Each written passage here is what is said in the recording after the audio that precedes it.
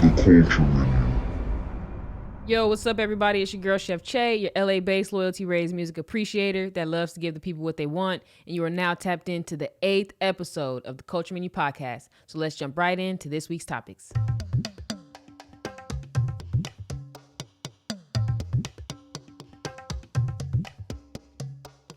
Guys, we have a new president. Oh my days, oh my days, oh my days.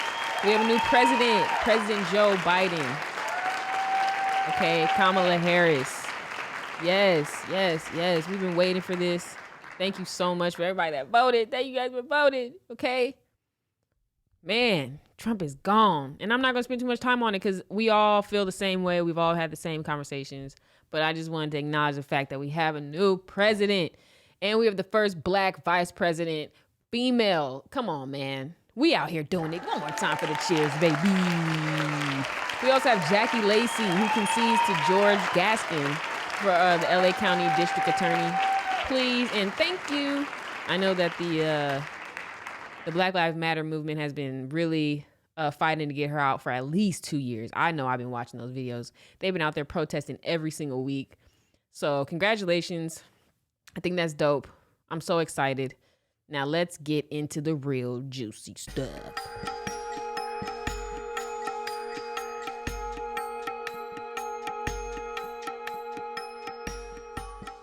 Well, ladies and gentlemen, we are in the month of November now. You know, now that we have a new president. And Thanksgiving is coming up. That means all these uncomfortable family members that we've been avoiding all year, we're going to have to see. Because we're coming to a time where, like, now it's like, we've been in Corona so long that, like, we know how to tolerate it and deal with it. And now we can have a family function somewhat. And people think Thanksgiving is really important, even though I'm black and I don't really fuck with it. But I understand how it brings people together and families together. So it is what it is. But that's that, you know, I guess every holiday I'm just like, ugh. There's always something. Good with the bad, bad with the good. But anyways, yeah, you see unwanted family members at Thanksgiving. I'm trying to think this year, hopefully it's so small that I'm not irritated, right? But lately it's weird. It's like over the year, I feel like I've been adulting more. Like I now know how not to react to things. I now can formulate in my mind how I'm gonna act for that experience. Like, okay, Chelsea, we're gonna be in this room with all these people that we don't like. What are we gonna do? Not talk. Really that simple. Not talk. But good luck to everybody out there that has to, you know. Well, I'm sure as the time will come and as we get closer to talking about Thanksgiving, I'll have to pray for y'all. You know. Because no family's perfect and we all got one. We all got one family member we trade. I got 2. But just know that everyone's really the same.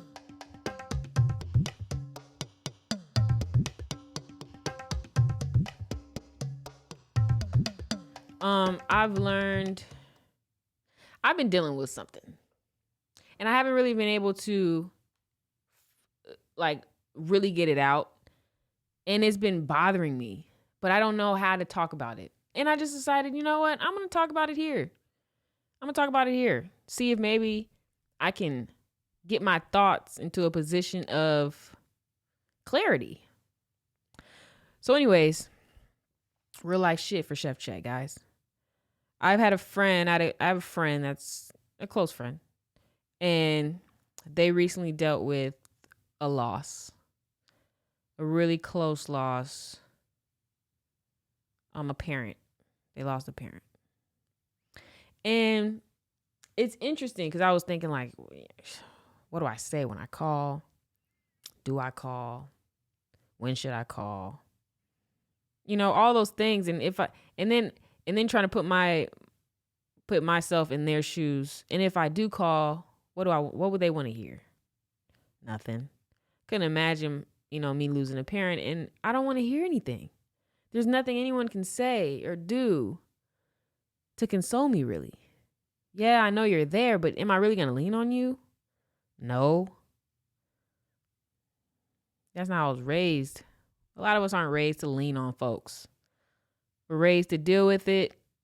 You get some time and move on. And it's not, I'm not trying to be callous because I don't feel like that's how they should deal with the situation. I'm just saying for me, how do I maneuver a friend losing a parent?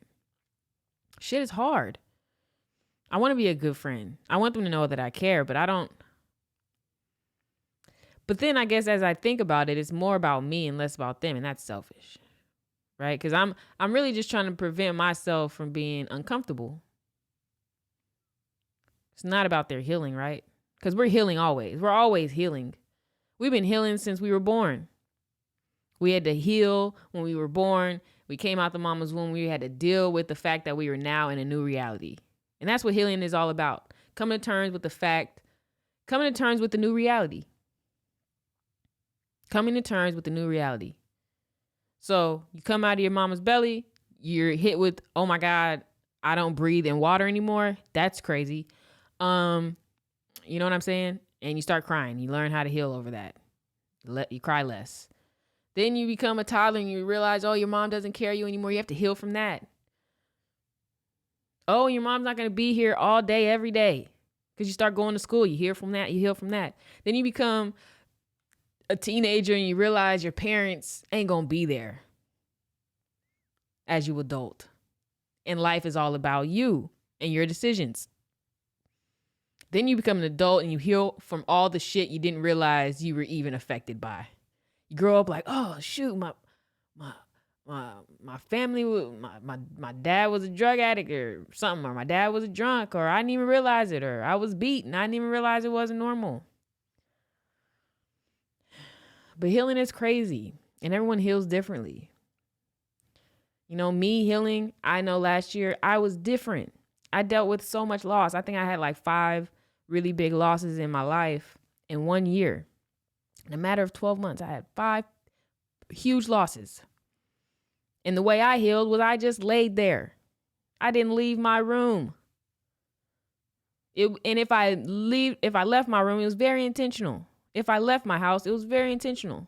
Healing is so different for everybody. And I guess I'm really just talking this through so I can get to the place of calling, and I can get to the place of pulling the trigger on being uncomfortable. Because death is an uncomfortable conversation. No one really knows about death. You know, we know the moment of death. We know the effect of death, but we don't really know death. You know? How do I say, oh, they're in a better place? How do I know that?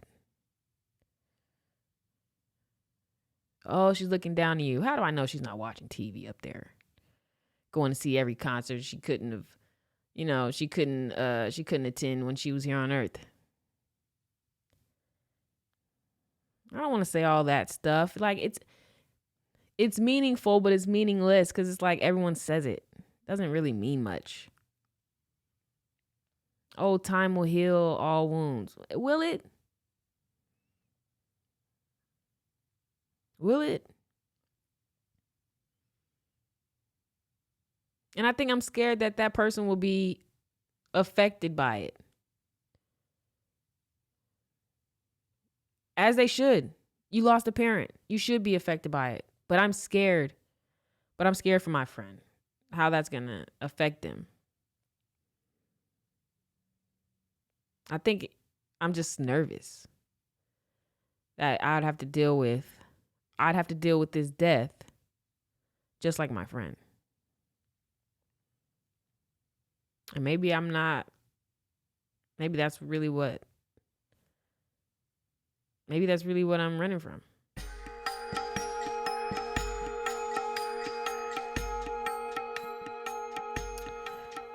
Over time, I always try to like do different things in life. I always try to like learn something or like just switch it up a little bit, you know?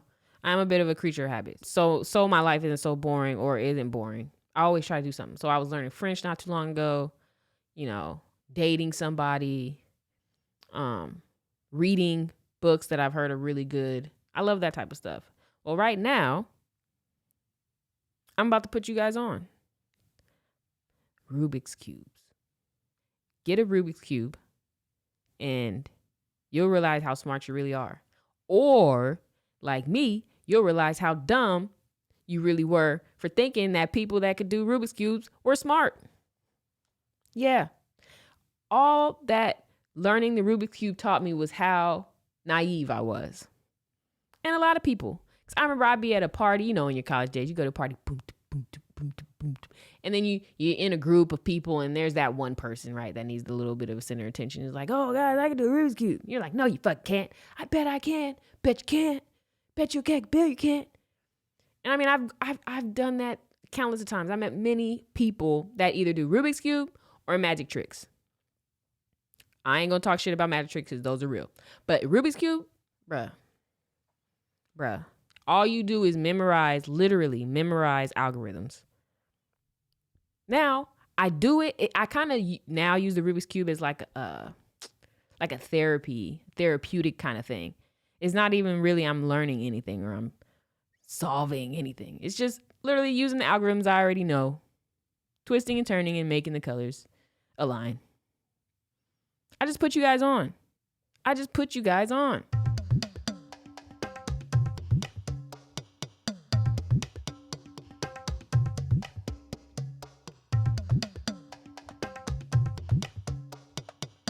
Since we're all still very much so in COVID, all trying to stay away from each other.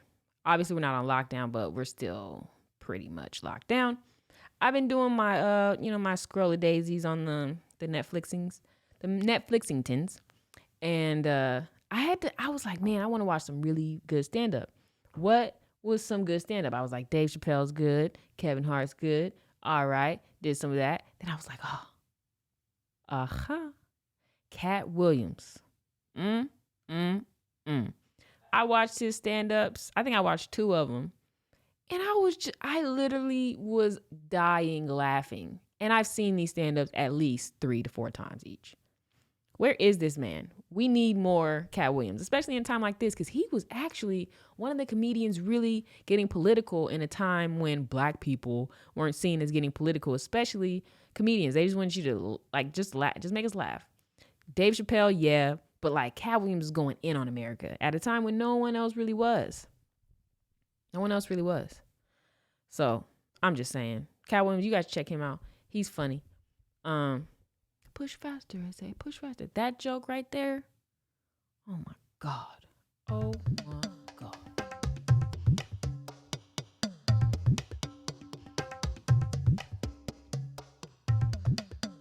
I am understanding that I'm kind of like last week. I'm understanding I'm weird, but I'm also noticing that folks are crazy. And I find myself asking myself, why do people think like that? Why do people think the way they do? How do they formulate that logic in their brains? How? I think about recently I had this young lady who I hung out with before. Our hangout wasn't that great. We hung out twice normal, I guess. But you know how when you hang out with someone you kind of know, you're like, something's off. You know what I'm saying? And this is where I'm here to tell you guys, looks aren't everything. Okay? This woman, beautiful, gorgeous. Tattoos in the perfect place. Eyes is beautiful. Hair, just, But her attitude stank. Stank. She flat. Okay? So, the first couple times we hung out, I was like, all right, she's a little different, a little bit of an attitude, but can't have that much of an attitude because you have to hang out with me. Cool. So anyways, this third time, she's like, let's hang out. Let's go to the Culver City Stairs and work out. Okay. Pause. Let me just tell you something right now. For niggas in the back, okay? I only have one lung. I know that's weird. Who only has one lung? Me, Chef Che. I only have one lung. So I really didn't want to fucking do it. It was like, hold up, hold the phone. I don't know if we should do that, but I didn't want to seem like, you know what I'm saying, a little weakling. So I was like, for sure. My dumb ass. So before we go, she's like, oh, let's get some Jamba Juice. All right, for sure. Get it. We go over these stairs. We get to like the top. There's like a plateau where it's like, oh, you made it. And from here, you're going to walk down. Well, once you get to the plateau, there's also like 4 more stairs to like get up a little higher just to like for a photo or something, a photo op. It's not necessarily a walk around area. Well, I get to the top. I'm tired. My one lung is beat. She's like, oh, let's go up here. I'm like, nah, I'll wait for you. Don't even worry about it.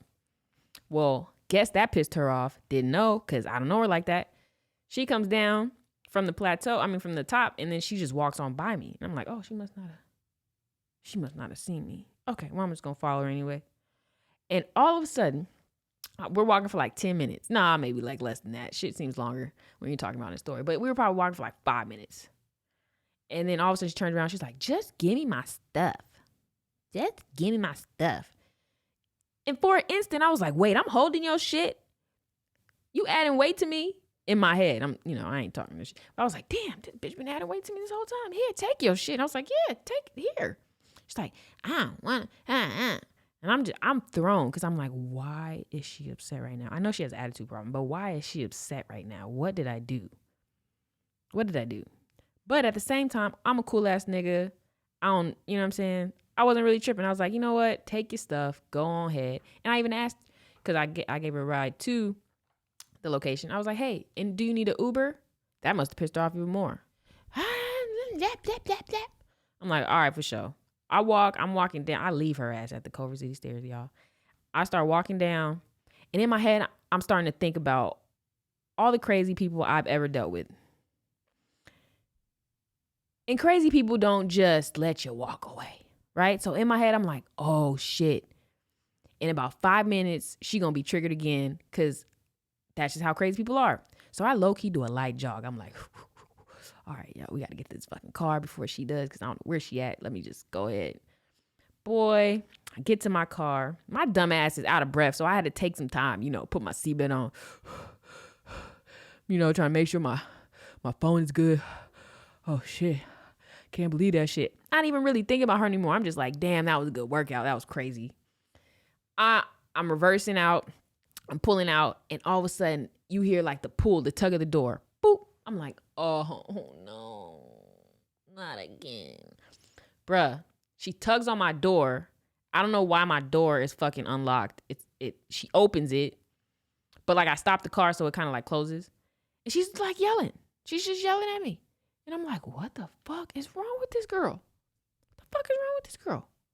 So I'm real lost in the sauce. But at the same time, I really don't give a fuck. I'm like, yo, get away from my car. I'm not trying to hit nobody. Just get away from my car. I'm sorry that you're mad. Like, go. I'll call you Uber. No. All right, for sure.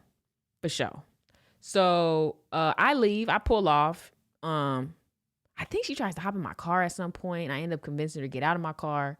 I don't know what happened, but I end up pulling off. Just so having my mom has a salon down the street. I'm like, ooh, I'm gonna go see my mom. I'm still not thinking about this chick. Like, I know it's a crazy story and you should be thinking about it, but I really just didn't care. I really didn't care. I dealt with so many crazy people. It doesn't matter. So I get there. Literally, I'm talking to my mom. This female calls me at least 30, 45 times. Back to back, FaceTime, just regular phone calls, leaving messages. Crazy. And I'm like, Mom, I don't know this girl. My mom thinks it's funny. Cool. Never hung out with her again after that. Maybe a couple months later, she would call me. She would call me and I would block her because she's fucking weird, I don't like when people like we have a bad encounter and then the next time you want me to hang out is like with you and your peoples. Like, that's weird. That's weird. It feels like a setup. And I'm from LA, so no, I'm not going. Anyways, this chick hits me up on Facebook like a month ago. Okay? Friend requests me, and I never really check my Facebook, but I just so happened to. She was one of the requests. I accept it because I'm an idiot. I was like, I don't want no problems. I don't really have no problems. She's the one that got left. She had to get an Uber, not me. I'm not tripping. Well, I accepted her. I'm never on Facebook. So I go on Facebook like a couple days ago, and I swear to you guys, I have a message from her, and the message reads, and I need you guys to understand. This happened. I probably talked to her a year and a half, 2 years ago. Okay. And this is what she sends me. She says, hey, good morning. Guess it was in the morning time. I don't know. She says, hey, good morning. Just realized I knew you. Hope all is well. You just realized you knew me, but yet you still hope all is well. Crazy. Crazy.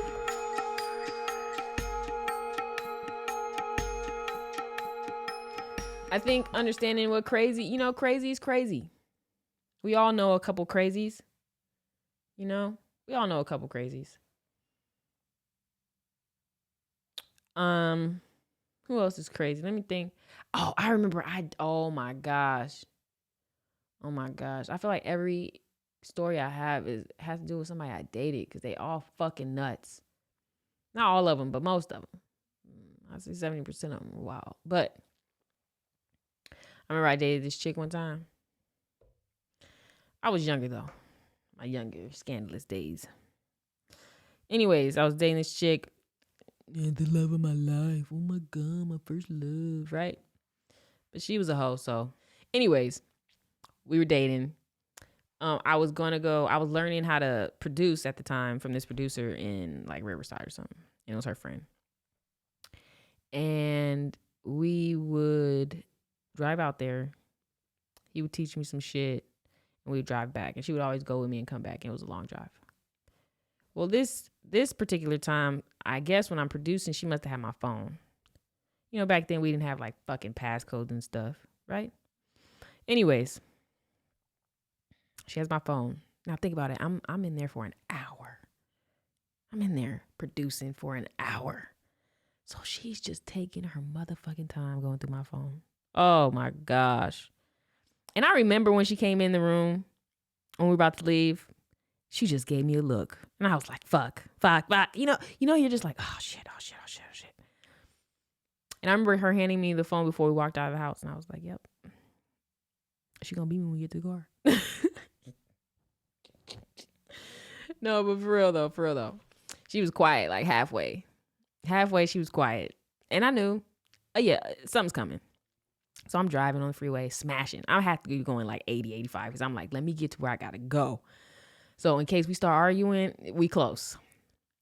I'm just smashing the freeway. So then she like, who's this? And I'm like, what? And then she holds up her phone. With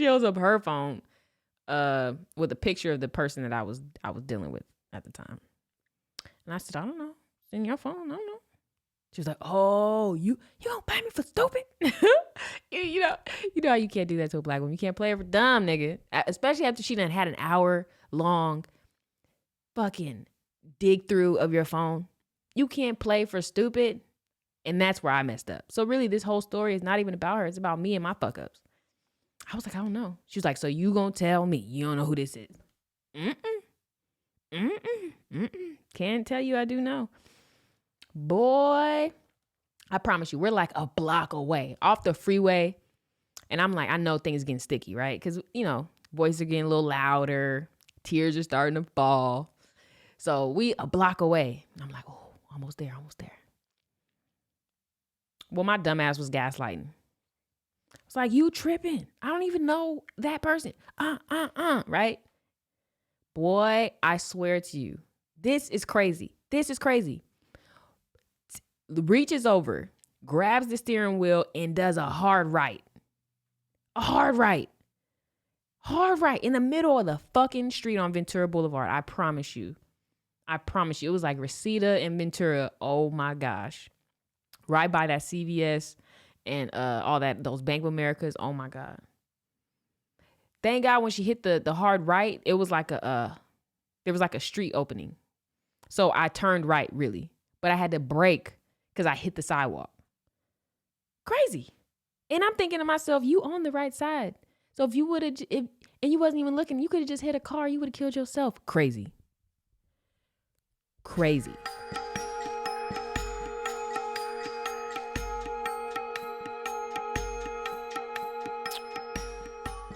Coming close, guys.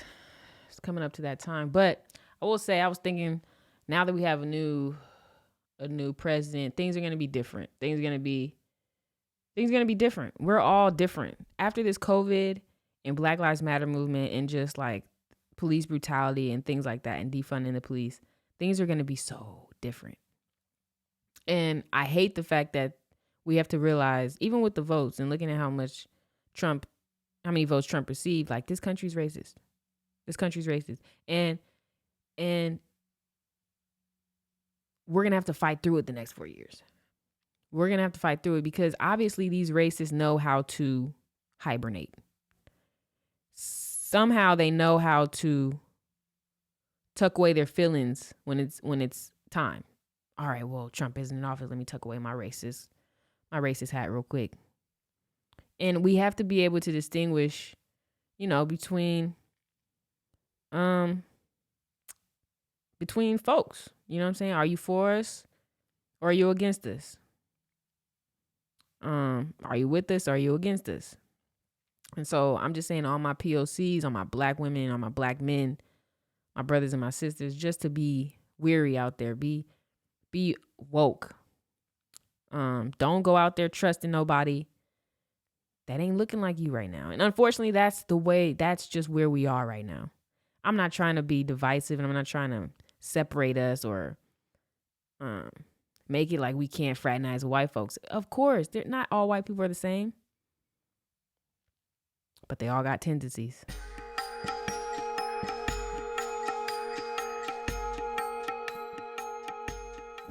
So with that, I'm Chef Che, and you just tuned into the Culture Menu Podcast. Tap in.